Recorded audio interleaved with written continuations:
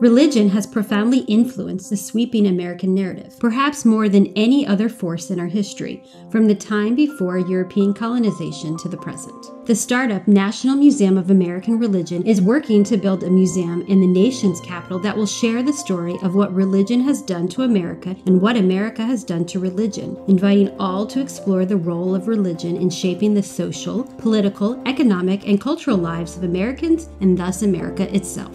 Join our host, Chris Stevenson, for Season 2 of our podcast series, Religion in the American Experience, as we follow scholars deep into America's religious history and learn how it can inform and animate us as citizens grappling with complex questions of governance and American purpose in the 21st century.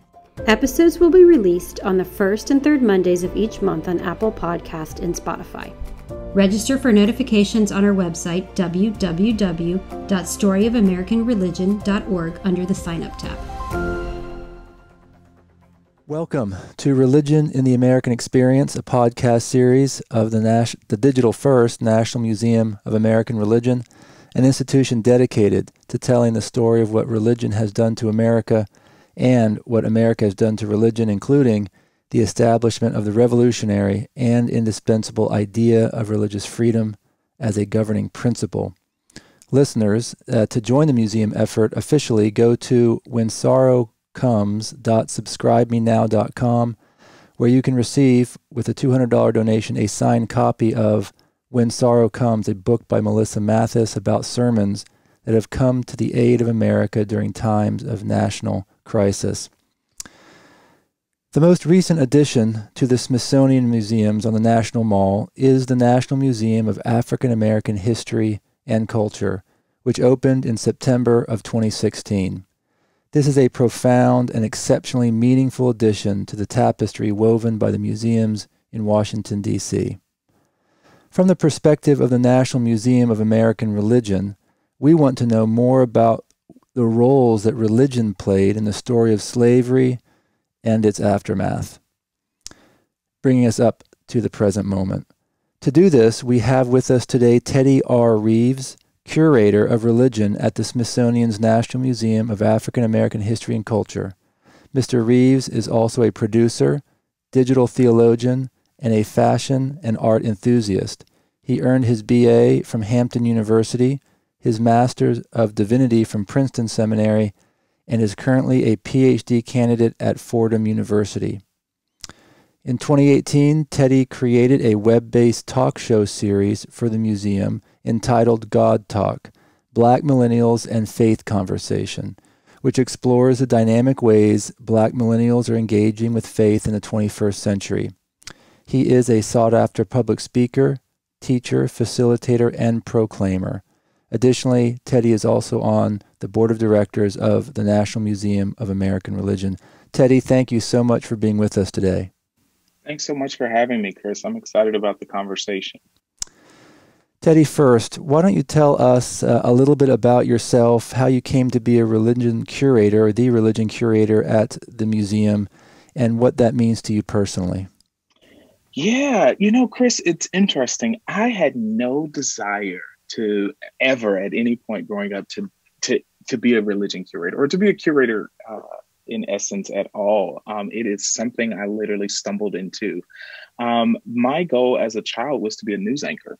And so that was really that driving force along the way and everything that I did. From graduating from undergrad, I became a school teacher. I taught high school English in two prestigious independent schools in California and Charlotte, and got the call to ministry, honestly. I was preparing to get a master's degree in journalism and to kind of begin that track, and felt this urge and this voice calling me to something else, and something more fulfilling that I found it to be. And so I went off to Princeton Seminary. I got my Master of Divinity with a concentration in Black church studies, and subsequently left there and went corporate, surprisingly. Went to do fundraising for the Catholic Church of North Carolina, and did some campaigns for a few churches in New York and New Jersey. And so leaving that space, I went into full-time ministry, something that I vowed that I would never do, but went into full-time ministry in New York, and served as an executive pastor at a church in Jamaica, Queens, served as a youth pastor at a church in Trenton, New Jersey. And so from there, simultaneously was working at Princeton Seminary in the Black Church Studies department, under the leadership of Reverend Dr. Yolanda Pierce, who is now the dean at Howard Divinity School. Yolanda was called down, recruited down to open the Center for the Study of African American Religious Life at the National Museum of African American History and Culture. And so as I was working with her at Princeton and she got this amazing opportunity to come down to the museum, the door kind of opened for me to join her. And so came in 2017 and have been here ever since. I am a child that loved museums, but never necessarily desired to work in a museum. And so my mother would take me to museums. My wife and I visit museums frequently. And so when the opportunity presented itself, I was like, okay, God, what are you doing? Like, this is not the trajectory to news anchor. Even still, while being in ministry, I was like, there has to be some path towards that. And I've been at the museum going on 5 years and found it to be an amazing space to explore religion, and to engage with the public around these African-American religious practice, expanding the notions of what that actually means, diving deeper into other traditions that are kind of on the margins when we talk about African-American religious practice and engagement. And so it has been a phenomenal space to do this work, right? To fulfill what I still believe is a call, but in a very different way. Right. So you see this as perhaps part of God's call to you? You're thinking Absolutely. Right, that there is, we need workers and people tilling all types of vineyards.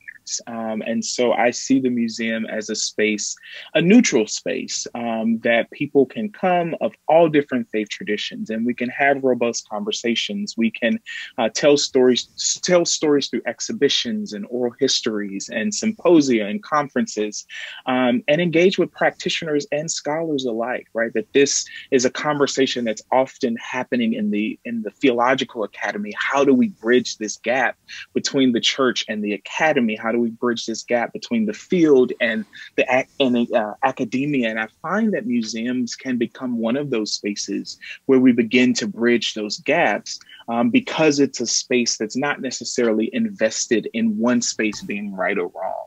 Right. It's a space of inquiry. It's a space where we all can come together and have these conversations and engage with one another. And it has been the best discovery that I've found thus far in my journey, that, you know, as things are moving and life takes you in different ways, this was one of those spaces that I had not imagined, but I feel that I am at the right place at the right time. Right. That is beautifully said and helps us understand you a little bit better and what you're doing there. So before we get into discussing where religion is found in that museum, and what it means, the story that museum tells, your museum tells, is so vitally important to the narrative of the American project. You have a focus of religion in that just profound narrative that sort of rivets the country, right? And has and does and will continue to, and especially 2020 that are reckoning with things. How do you see religion? So from a real high level here, high altitude, how do you see religion in that epic story that is that museum? What's its meaning there? Yeah, and I think it leads into where kind of religion is found in the museum. I think those two questions really go hand in hand. For us, religion is interwoven in all facets of the museum story, right? You cannot talk about African-American people in this country without talking about the influence that religion has had on us, the influence that religion has had in our lives, in our practices, in our struggles, in our fighting for justice, religion is a quintessential part of that story. And so the way that we tell that story at the museum and the way that we really chronicle that story is to ensure that religion is found in every exhibition space, that religion is found in every part of your journey as you walk from slavery to freedom to segregation, as you walk to music and visual arts and take it. Religion is a part of our story in this country, right? That we were not, and it also pushes against that narrative that we came here and got religion, right? But that this is a continuation of something that we brought here, right? That this is a continuation of religious practices evolving and emerging and transforming themselves in the face of oppression and systematic issues, right? That there is this spirit, right, wherever that may be, for whatever faith tradition you may find yourself in, that there is this commonality for Africana people of this understanding of spirit, right? That this transcendent being that is able to ground and speak and move and settle and guide us throughout our journeys, that this is something we brought with us. And it has evolved. It has taking new shapes, right? As famed African-American historian Albert Rabbitoh said, as we got here, we begin to worship old gods under new names, right? That religion has been a part of our narrative.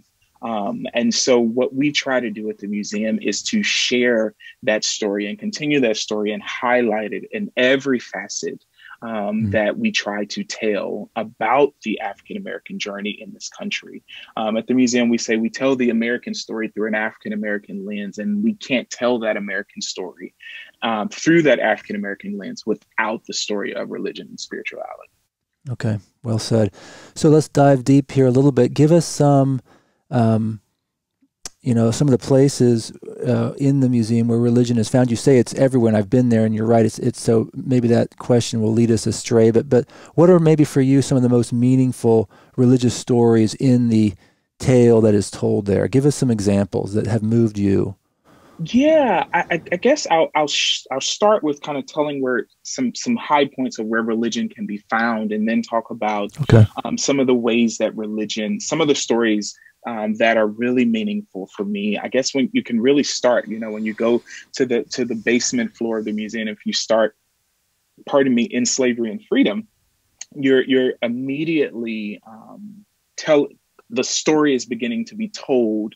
And as you're walking through that piece, you begin to see religion at various points. But I really start the conversation. And one of the key pieces for me when we're going through the museum is kind of the Paradox of Liberty section, where we have the pew and the money box related to the African Methodist Episcopal Church, right? Early on in the story, we talk about Islam, right? When we talk about as the enslaved population is coming to this country, right? Historians estimate that a third of that population were Muslim, right? As when they were coming to this country. And so we begin to tell that story in the beginning of the exhibition of Slavery and Freedom.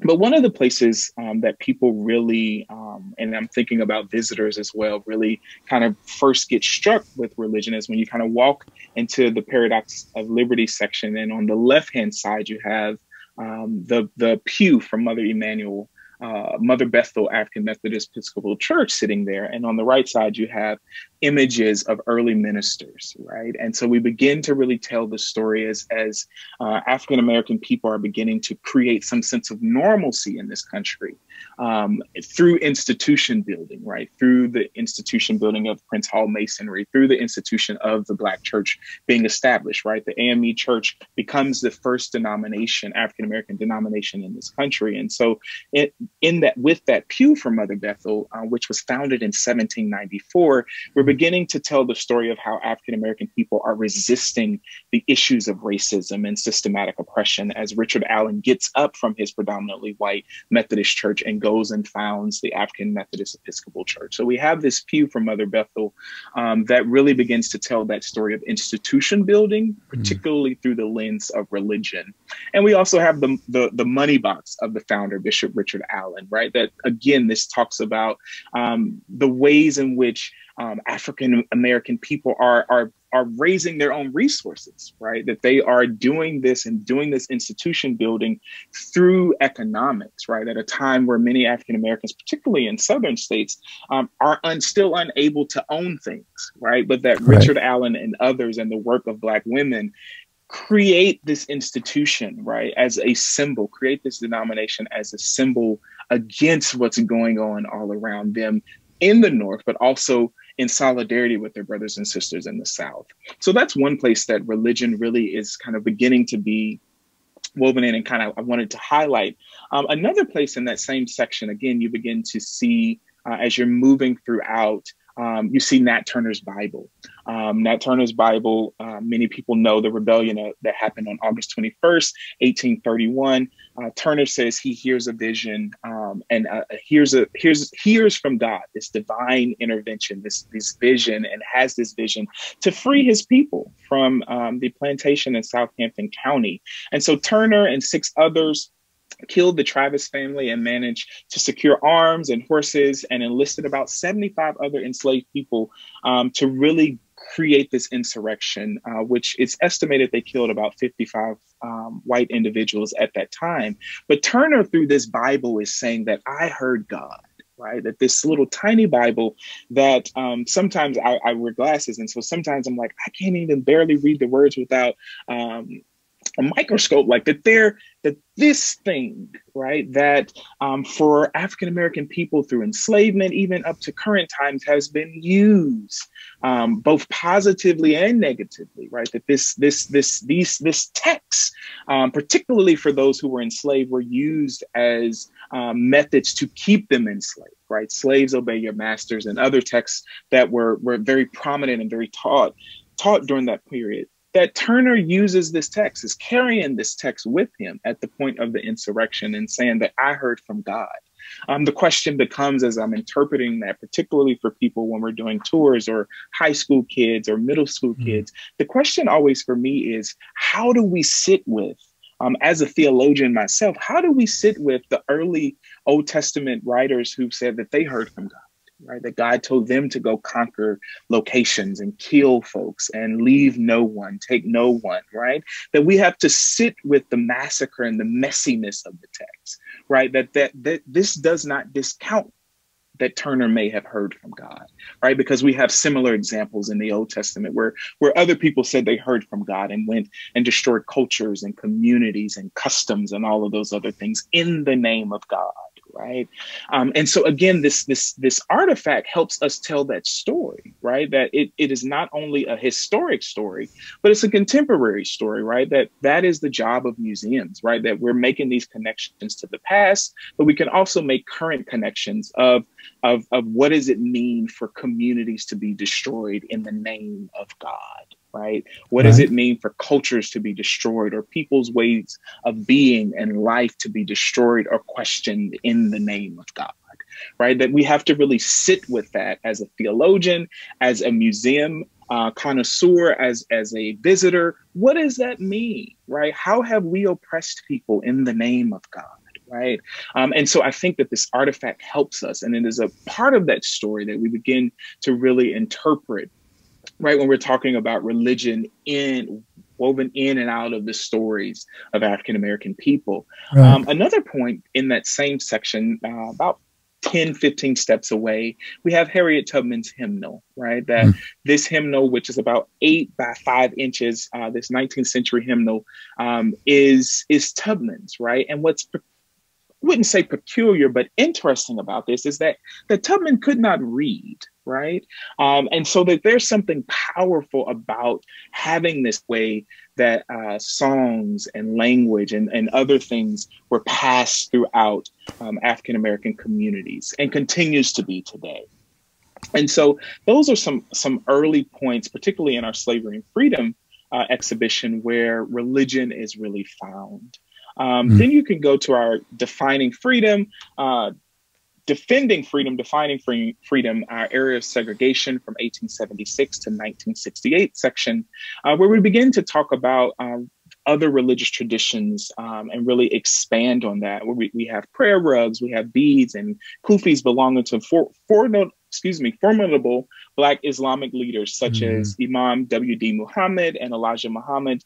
We have different religious garbs. We have ministerial kits that soldiers, chaplains that are in the army use as they are on the battlefields, whether they're Islamic chaplains or Christian chaplains. We have those things where we begin to tell the story of how religion impacted African Americans from that 1876 period to 1968. So as we're going through segregation, we have several images of other religious communities that begin to emerge at that time and the role that religion begins to play, particularly in the civil rights movement. Right? We're talking about Dr. King, when you're talking about the role of the Nation of Islam, when you're talking about the role of other religious leaders and Black churches at that time, and how Black churches in particular, not all, but some, really helped move the civil rights movement forward. When you're thinking about the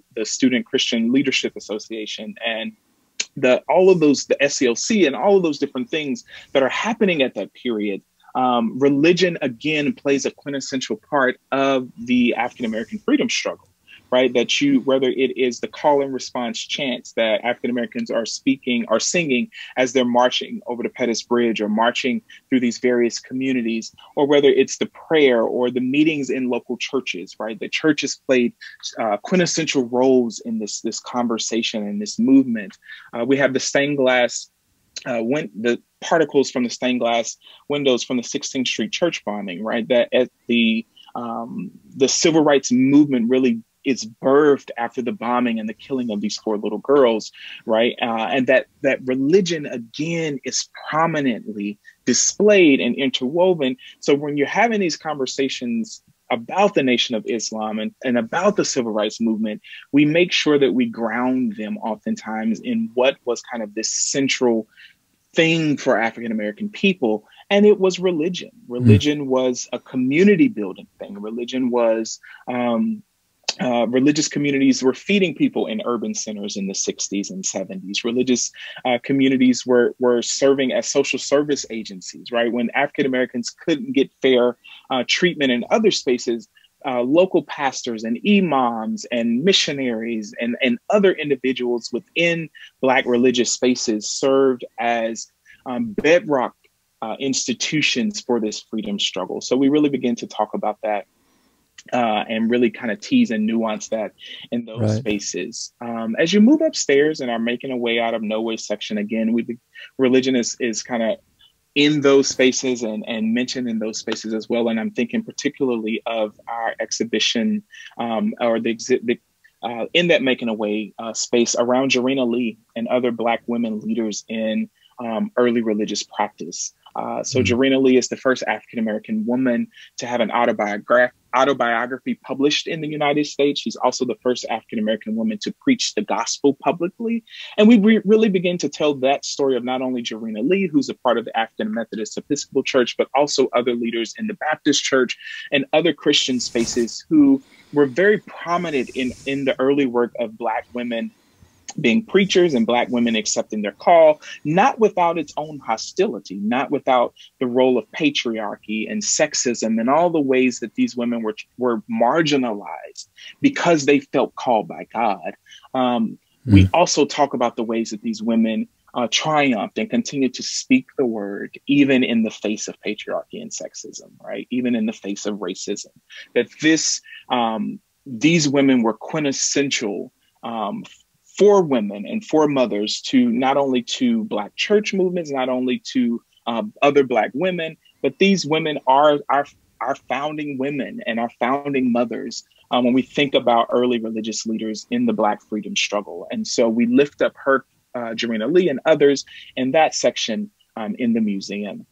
I guess the final section I would really highlight where religion can be found in the museum outside of our musical crossways section where we talk about African-American music. We talk about gospel music singers. You can see, again, religion there. Absolutely. Even taking the stage section where we talk about film and entertainment, you can see religion there. But another place that religion is found is in our visual arts gallery.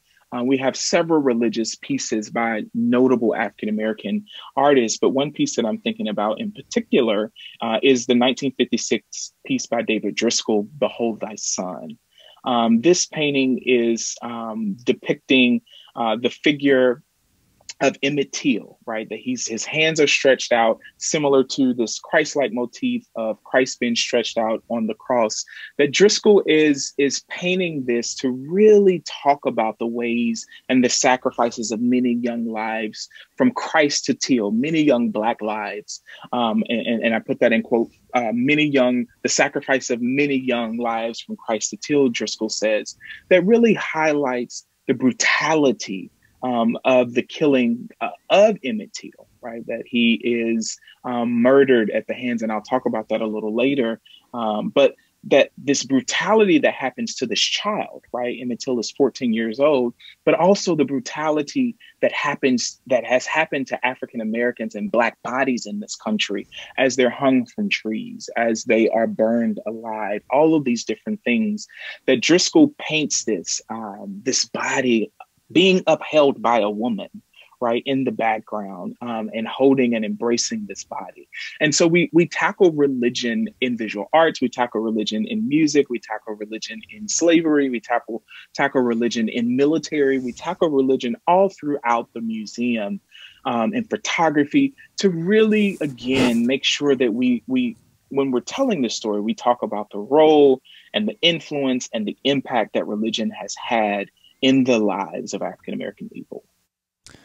Wow, very compelling, Teddy. What you just shared may have been a combination of what has moved you and what has moved visitors. Is there anything that you want to talk about that maybe you didn't say that has moved visitors regarding what the religious aspects that they see in the museum? Yeah, I think as I was beginning to really talk about Till, I think one of the most impactful ways and one of the most visited, if you've been to the museum, you know, there's always a line to see Emmett Till's casket.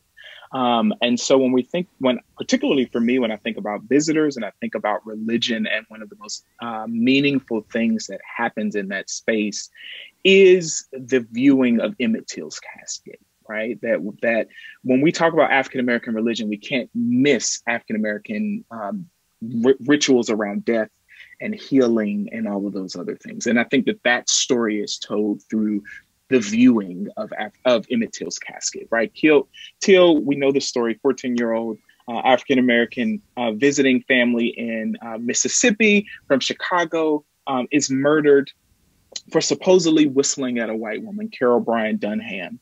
And at the time, after he's pulled up from the river in Mississippi, his body is discovered. His mother, Mamie Till, tells the funeral director, let the people see what I see, right? These are her famous words, that she wanted an open casket so that people could see what this system, what these men and these people had done to her son, right? That Till's murder becomes an impetus for the civil rights movement, right? That this child, right? And I reiterate child because I think it's important for us to really sit with the ways in which oftentimes Black children are adulthood is superimposed on them. So Till is 14 at this time and is murdered for supposedly whistling at a white woman, who later in 2017 comes forth and said that those allegations aren't true, right? That there is, in this moment within the museum, and we're talking about religion, and we're sitting with religious practice, we're sitting with the death ritual for Black Christians, right? That as people are waiting in line to go and view his body, as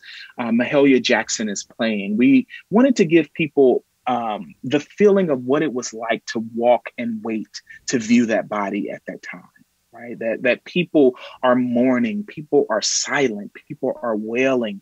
And at the time, Jet Magazine is covering, we have outside of that exhibition where you can really walk into the sanctuary, as I call it, because essentially that's what we've recreated, right? We've recreated this Kojic sanctuary in which Till's body laid. And as people are walking in, we're asking them not to take photos. We're asking them to sit. It's often silent, right? You may hear tears, you may hear wailing, you may hear particularly young people and teenagers really kind of sitting with what this means for me. What does this mean? How do I contextualize this as a Generation Zer or as this person who is far removed from this? But we also have people who were living at that time walking through that exhibit. So they're reliving in some ways the trauma, right, that was impacted on them when this initially happened. And so for me, I think that is one of the most meaningful religious spaces in the museum that has been cultivated, because people, whether you are Christian, whether you're Buddhist, whether you're Jewish, whether you find yourself a non-believer, when people walk in there is this understanding that this is a sacred space, right? And it becomes a space where one can grieve, one can interpret on their own, one can, you see people embracing one another. You see people pulling tissues for other people they don't know out of the purse. It becomes a sacred space. And so for me, and for many of the visitors, I think it is a quintessential part of the museum story when we're talking about religion. And in particular, for us in the Center for the Study of African American Religious Life, what we tried to do is to create programming and things that speak to or allow us to nuance and go further with the objects that we have in the collection. So people, back in 2017, we held a conference called Healing the Sick, Burying the Dead, Traditions, Rituals, and Rites of Healing and Death in the Black Religious Experience. And that can still be found on the museum's website, where we really wanted to explore the healing practices and burial rituals across a wide variety of faith traditions in the African-American context. So including Christianity, Islam, traditional African religions.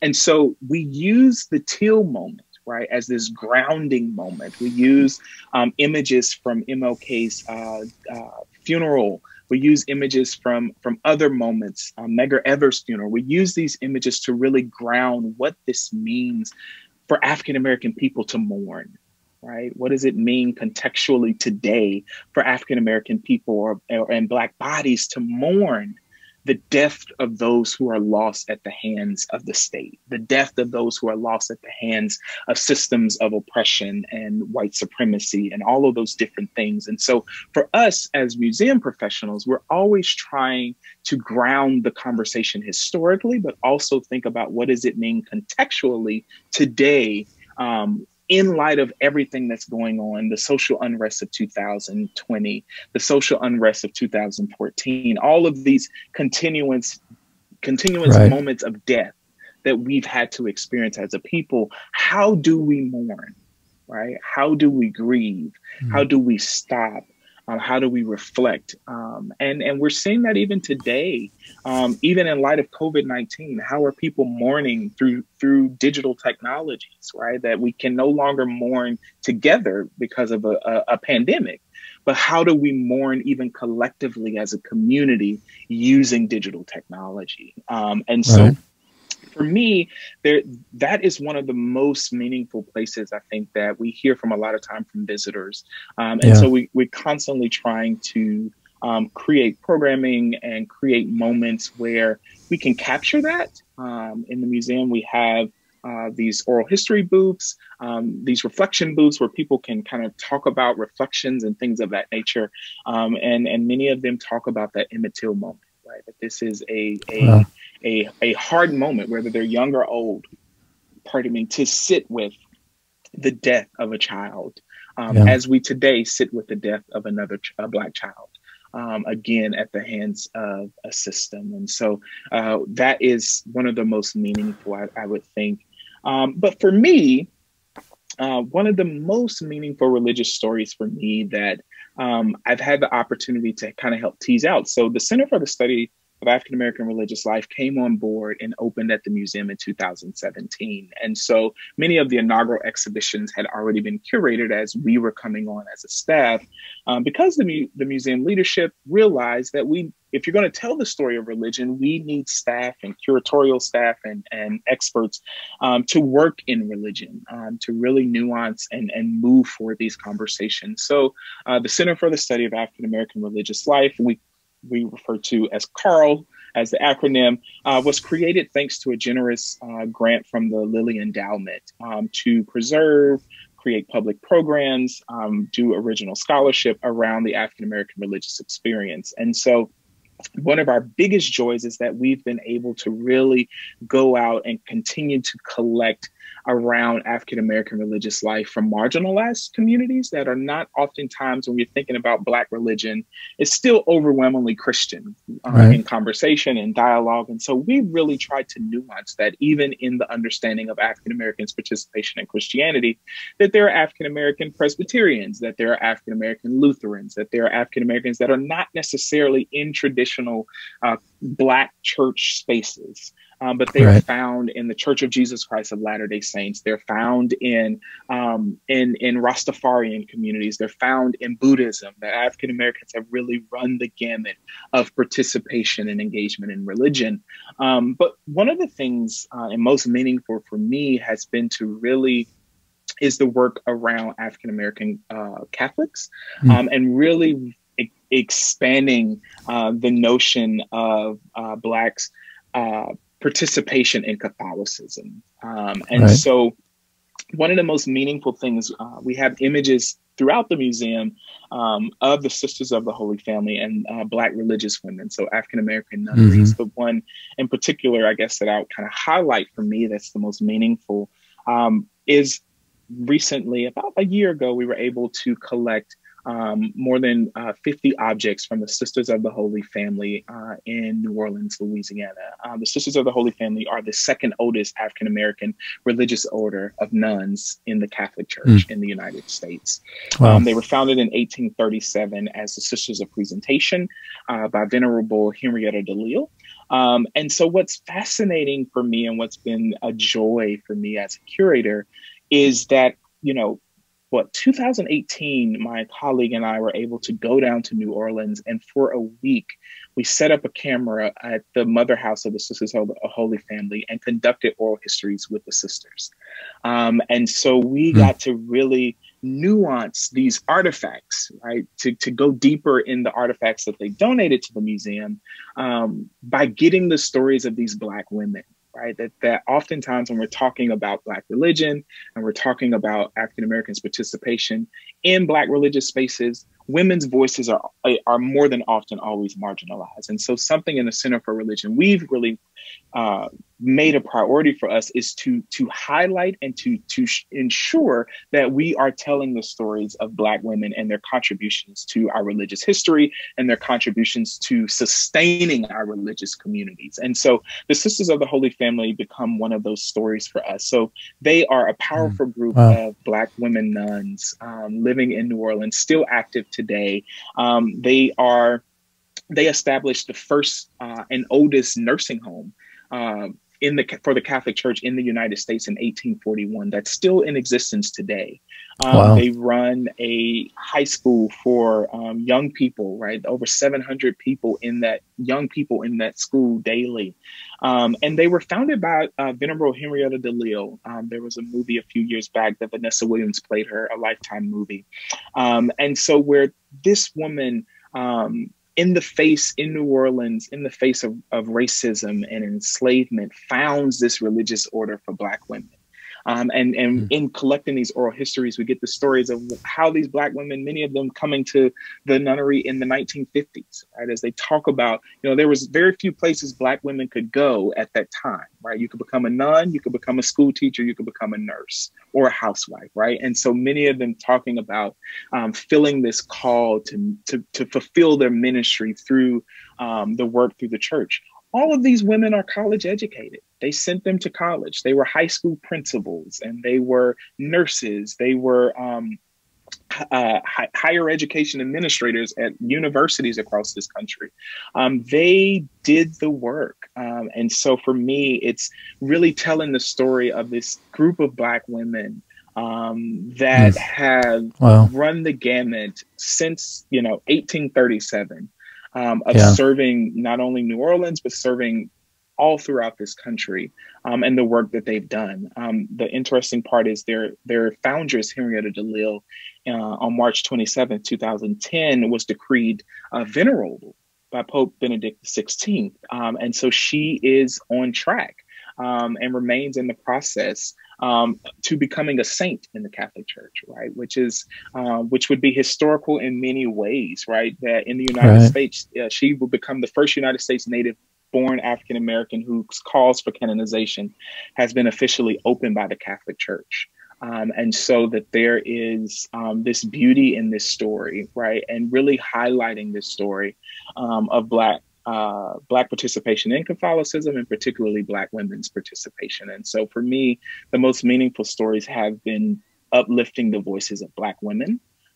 Through our oral history project, we have a Black religious pluralism project where we go around and talk to religious leaders and practitioners to capture their stories and their journeys with faith. And so we've really gathered a wealth of over 90 oral histories thus far of religious leaders and practitioners, ranging from millennials to baby boomers to silent generation individuals, talking about their experiences with faith. And so those have been the most meaningful for me moments in the work that I've been able to do. Wow. Thank you for sharing. I had no idea about that sister in Louisiana. That needs to be a book. I'm sure someone will write one. There's some out there, so you can take a look. And outside of COVID, you are more than welcome, if you're ever in New Orleans, anyone, to reach out to them. They welcome visitors every day. At lunchtime, they're feeding the homeless. The homeless can come to their door and eat in New Orleans. So it's a powerful reminder of the work that Black women continue to do in our religious spaces. Yeah. In the last few minutes we have, Teddy, I want to maybe back up a little bit or go to a higher altitude and ask you just two questions that are sort of broad ranging here. So there's definitely in the United States a religious history thread. It's bright, it's strong, it's profound, it's important. There seems to be, either it's in that thread or right beside that. Well, it's in the thread, but the Black church thread, right? Your expertise that you've described so well, as seen in your museum, are these threads? Have they been in parallel? They don't often overlap or intersect. They seem to sometimes, at least from my the historical record that the museum that I understand, and from what you describe, they're separate almost. There's the Black church thread, important, vital, robust, and then there's then there's the other, let's say, American religious thread, and they both are doing very, very important work. I think MLK said the most segregated day of the week is Sunday. I think that may still be the case. I remember talking to a good friend of mine who's a Black preacher, and I basically was saying, I wish this would end. I think we should. And he said, hold on, Chris. The Black church has always been a place of safety and refuge. Don't try to impose yourself. That sort of thought he shared with me. Tell us, Teddy, about those two threads. The slaves were a different entity, right? We white Americans owned them, right? And so there was a definite separateness. How is that separateness of faith in the Black church there throughout American history? Does it intersect? Does it overlap? Will it in the future? Does it need to for the American project to survive and to flourish? Talk to us a little bit about that, Teddy, if you understand what I'm sort of getting at. Yeah, I think I do. I think in some ways, the question for me, kind of on this altitude level, and the question we're constantly poking at the museum, and particularly in the Center for Religion, is what do we mean by the Black church, right? Because that is a term that we've particularly used as an all-encompassing term, right? That African Americans have been participating in religion within the institution of the Black church, right? That this is this institution born in a time of enslavement, in a time out of struggle, right? That this institution, this Christian-based institution, is born out of struggle. But it often leaves out individuals who participated in that struggle who weren't necessarily in traditional Black church spaces, Right. never left the United Methodist Church, right? That did not become a part of the AME Church. So I always want to tease that out and ensure, like, what are we defining when we talk about the Black church? Yep. Traditionally, we have this linear idea of the Black church, that it is historically Black denominations, and that is true. But I also, again, when we're talking about the work that we do at the center, is to always tell the totality of the story, right? That African Americans, some stayed, right? And some fought within their respective denominations for greater equality and continue to do that work today, right? You have a Bishop Curry over the Episcopal Church in the United States, right? That is not historically Black, but you have this Black man who is the leader of that community. And so that, we're always kind of situating that conversation of what do we mean by the Black church? How do we expand that notion of the Black church to include Black people who are in traditional spaces, but also Black people who have stayed in predominantly white spaces. So that's the first thing. I think with the gentleman that you were mentioning, I also think that there is something to that. That the Black church historically, when we're talking about the Black Christian, historically Black denominations, have been spaces of refuge for Black people.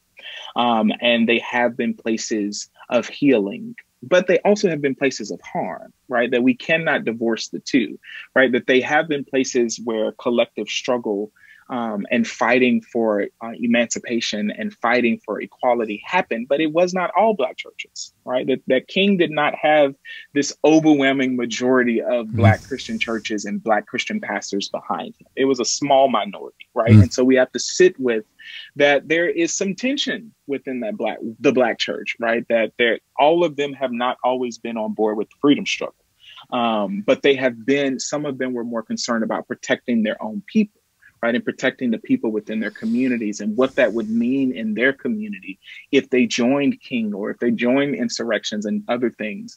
And so we have to sit with the messiness of this American experience, right, and this American project, and what racism has done to Black people, even within our religious spaces. How we may perpetuate some of these notions of racism and white supremacy within Black spaces, that we can't divorce the two of those as well, right?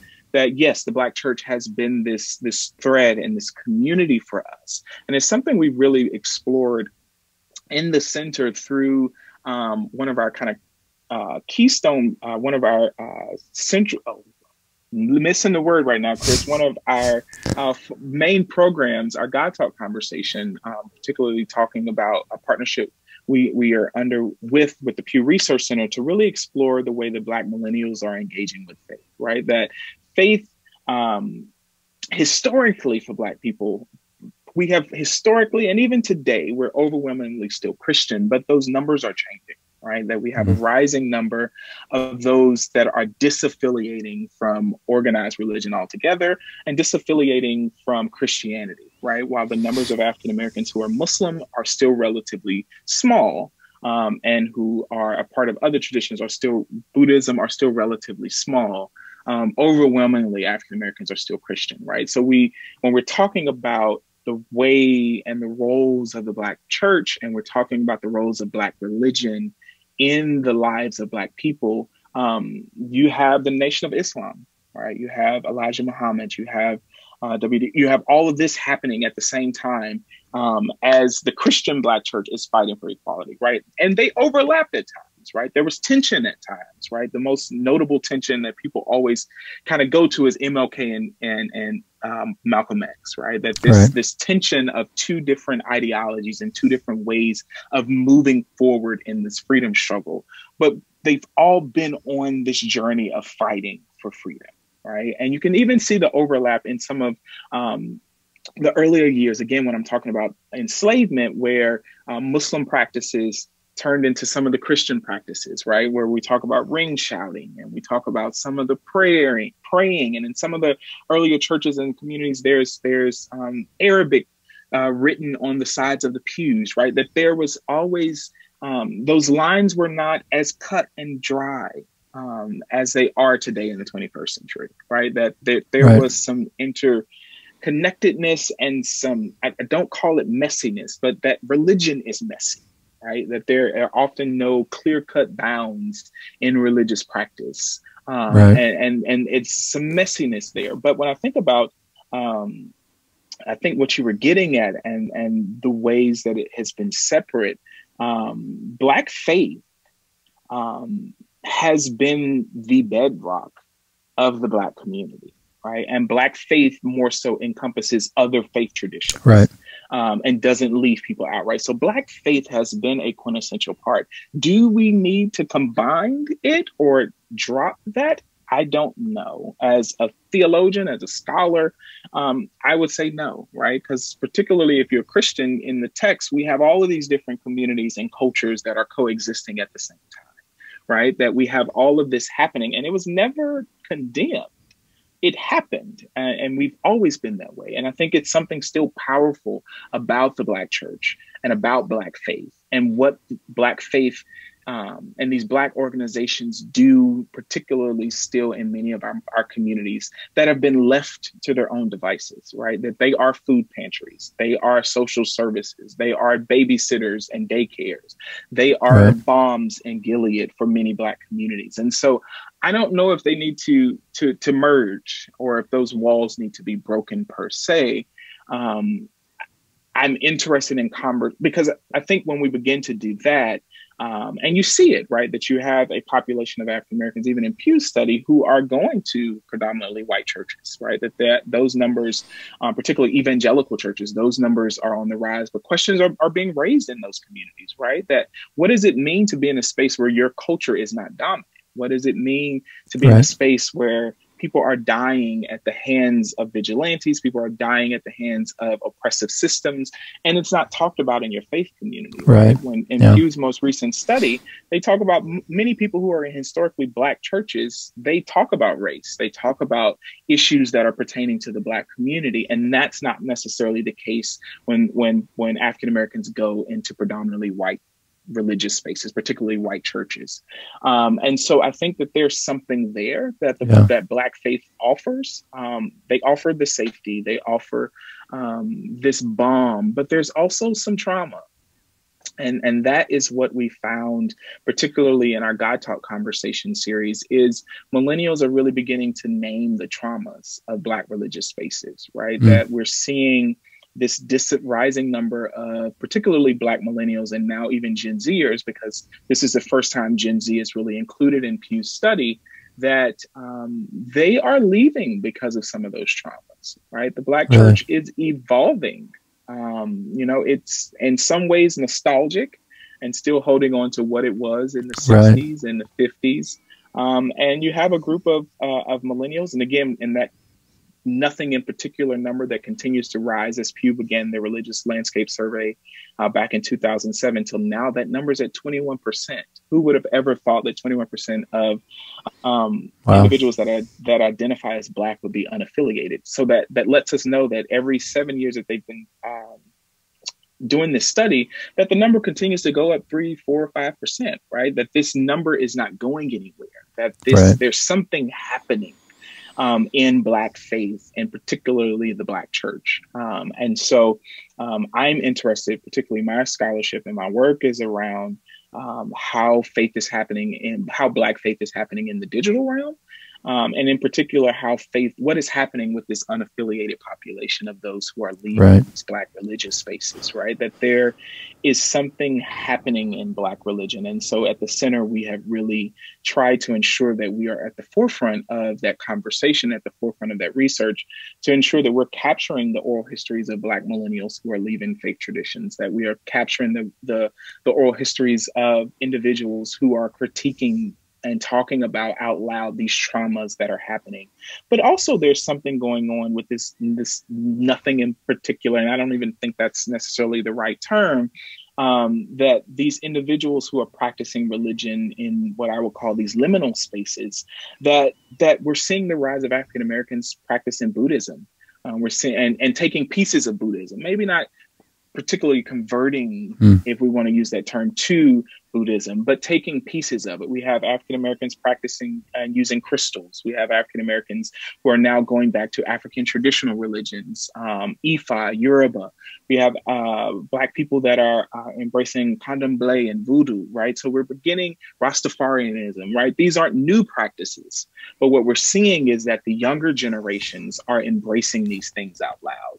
And so Black religion and Black faith is evolving. And how do we tell those stories now? Right? That these traditions aren't necessarily new.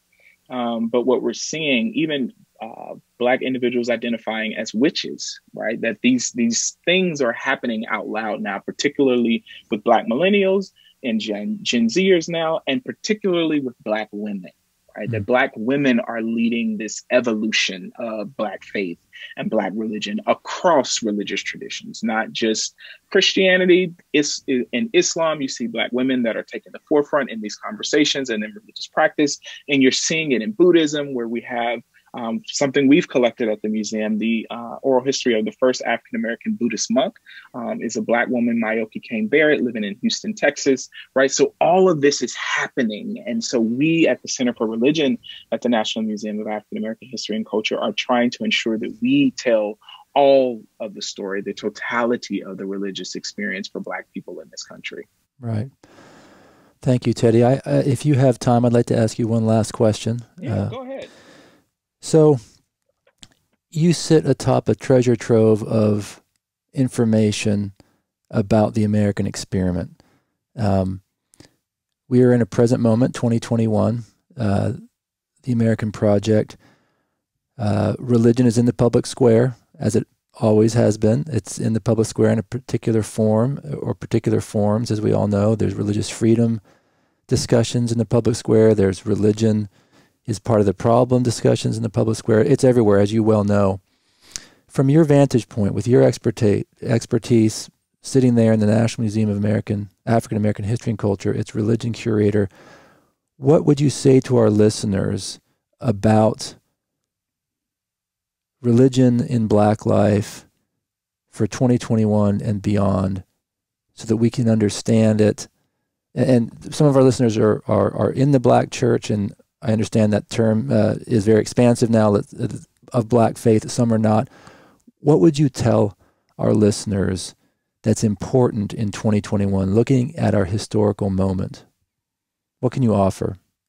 Yeah, I think the first thing is that Black faith is, as I said it before, is evolving.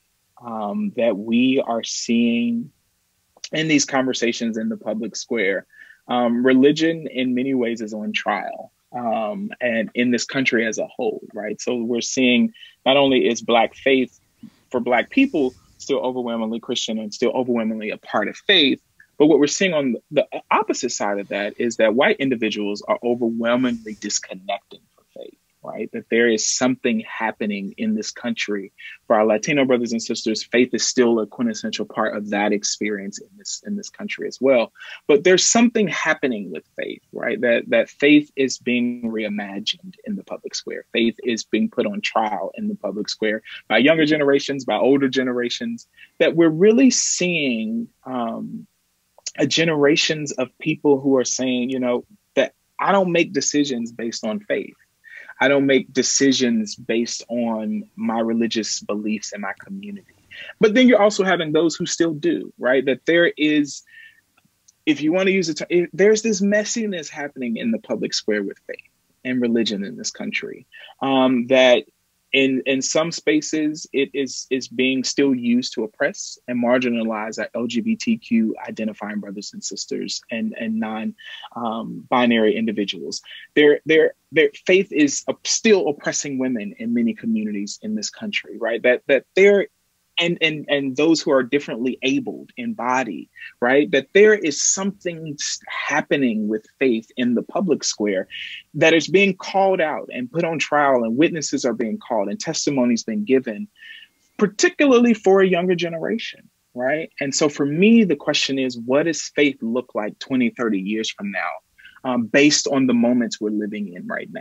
And that's what I'm trying to figure out. That's, as a scholar, I'm trying to figure out what is the future not only of Black faith, right? Because that's the work that I do and we do at the museum, but what is the future of faith in this country overall, right? Will Christianity still be the dominant faith in 20, 30 years, right? Will this hold still? What do these conversations of religious freedom look like in 20 to 30 years, right? Because it's being decided today. In the conversations, in the way that religion is still being used to marginalize and oppress, but also in the ways that religion is still being used to uplift and to comfort and to shield, right? That these dualities exist in the public square, right? So we have examples of both happening. And so what are younger generations, right? What are they doing? That's, for me, the work that I'm trying to figure out, and particularly as it relates to Black faith, that what are young people doing as it relates to their faith? Because if they're not engaging with faith, that means they won't raise their children to engage with faith, right? And we're seeing those numbers, and we're seeing that right now, right? With millennials and Gen Z, the historians, scholars, and researchers always assumed that, the numbers with millennials, they would ebb back up as they got older. Where our largest group, our oldest subset of millennials are 40 this year, and the numbers are still going down, right? So there doesn't seem to be a shift as it was in previous generations. You go out, you experience the world, and then you come back. That's not necessarily happening. And so what does that mean for particularly for Black faith? What does it mean for our institutions? What does it mean for these mosques and these churches and these temples that are sitting in communities that are empty or practically empty, that are holding on to baby boomers and silent generation and some Gen Xers and a few millennials? Will these institutions be able to support the work that they're doing in the communities, in our local schools, again, serving as food pantries, serving as social service agencies for many, with vacation Bible schools and summer programs? Like, what happens to that when these institutions die? So I'm really interested in that. And particularly, how can these institutions be reimagined for a new generation of people? Right. And so for me, that's some of the things that I'm thinking about as we've moved forward. And I hope that others begin to think about is, how do we reimagine faith, particularly Black faith, for a new generation, right? How do you serve it to a new generation? And what we're finding is they don't want leftovers. They don't want the same oppressive systems, right, that their mothers and their fathers and their grandmothers lived within. That they would rather leave and go to brunch and have mimosas, or go to music festivals where music and faith is practiced in unlikely spaces, right? That there is something happening with Black faith, right? And through the work that I do at the museum, we're exploring that there's something happening in Black faith, even for those who stay, for younger individuals who stay. They're calling for a reckoning, right? That this, to use the term of theologian Candace Bimbo, that there is a theological reformation that is long overdue, that I think we're living through right now. I think history will be the better judge of it, but I think we're living through that right now, that religion in the public square is on trial. And I wouldn't say it's religion per se. It's the institutionalization of faith that's on trial. And so particularly within Black communities. But I also do want to lift up those who have found that there was no reconciling, right? That they have embraced atheism and agnosticism, and those particularly Black non-believers and the rising number of individuals who identify that there's something there as well, right? And that is the work that we're doing at the center, is to chronicle those stories as well. Right. Because in and of itself, that's a part of the Black faith conversation, right? That they are creating still for Black people. And there's research and many scholars have done work about what Black societies and organizations do for Black people, that there's still community happening even in those spaces. So that's what I would leave, that faith is evolving. And to use a Christian term from Christian scripture, that God is doing a new thing. And how do we walk with that? How do we embrace that? What does that look like for this new generation and this new time in which we're living? Well, from the perspective of the National Museum of American Religion, Teddy, you're doing important work there, so thank you. Thank you, Chris. We have been listening to Teddy Reeves, curator of religion at the Smithsonian's National Museum of African American History and Culture, as he has helped us better understand where religion is to be found in the African American tapestry. The startup Digital First National Museum of American Religion is both a place of convening for discussions about current national issues where religion or the idea of religious freedom is in play, and a nationally recognized center for presenting, interpreting, and educating the public about what religion has done to America and what America has done to religion, including the establishment of the revolutionary and indispensable idea of religious freedom as a governing principle. Listeners, once again, to join the effort, go to whensorrowcomes.subscribemenow.com, where you can receive, for a $200 donation, a signed copy of the book When Sorrow Comes by Melissa Mathis, which is about sermons that have come to the aid of America during times of national crisis. Teddy, thank you so much for being with us today. I know you are busy. You have supplied all of us with information that will help us in the public square as we contemplate the future of the American experiment in self-government.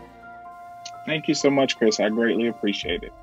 The podcast series, Religion in the American Experience, is a project of the National Museum of American Religion. Episodes will be released on the first and third Mondays of each month on Apple Podcast and Spotify. Register for notifications on our website, www.storyofamericanreligion.org, under the Sign Up tab.